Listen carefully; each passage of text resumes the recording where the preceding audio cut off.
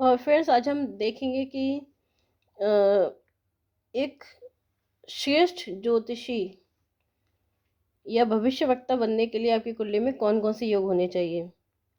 हमने आपको बताया था कि ज्योतिष कोई भी सीख सकता है लेकिन कर नहीं सकता, क्योंकि करने के लिए उसमें कुछ विशेष योग होने ज़रूरी होते हैं।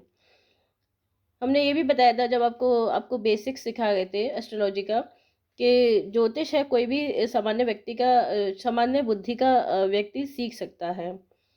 ठीक है, लेकिन करने के लिए कुछ विशेष योग्यता चाहिए होती है। तो आज वह कौन सी विशेष योग्यता है जो श्रेष्ठ ज्योतिषी बनने के लिए चाहिए होती है, भविष्यवक्ता बनने के लिए चाहिए होती है, वो देखेंगे। कुंडली में इसे कहते हैं वाक सिद्धि योग।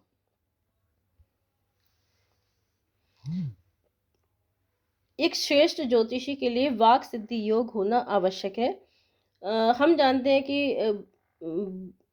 जो वाणी का कारक होता है वो बुध होता है, और सेकंड हाउस जो होता है वो वाणी के स्थान से संबंधित होता है।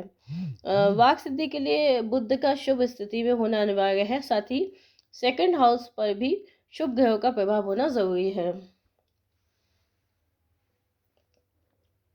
हम जानते हैं कि गुरु को बुद्धि, विवेक व अध्यात्म का प्रतिनिधि ग्रह माना गया है, और ज्योतिषी की जन्म कुंडली में गुरु की शुभ भूमिका होना बहुत ज़रूरी होती है।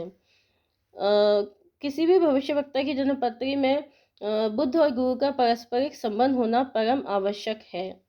नहीं तो वह व्यक्ति ज्योतिष सीख तो लेगा, नहीं तो कर नहीं पाएगा।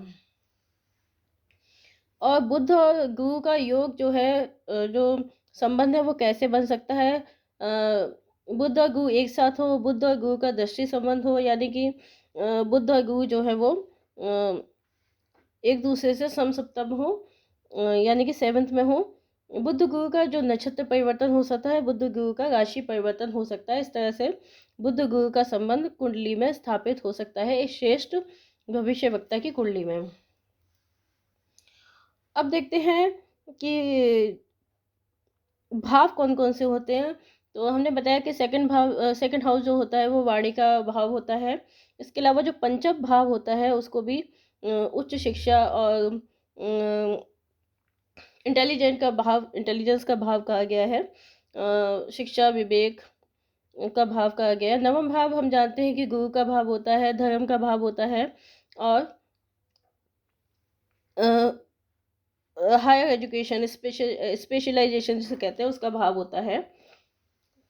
तो जो आपके गुरु और बुध हैं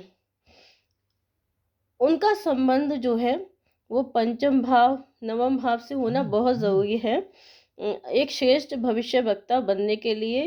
इसके साथ ही गुरु और बुध में आपस में भी संबंध होना बहुत ज़रूरी है। तीसरा पॉइंट है कि सेकंड हाउस पे शुभ ग्रहों का प्रभाव होना बहुत ज़रूरी होता है। तभी आप जो है जब तभी आपकी वाणी है जो वो फलेगी, सत्य होगी।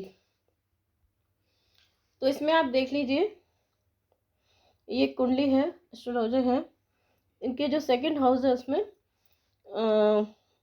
वीनस है।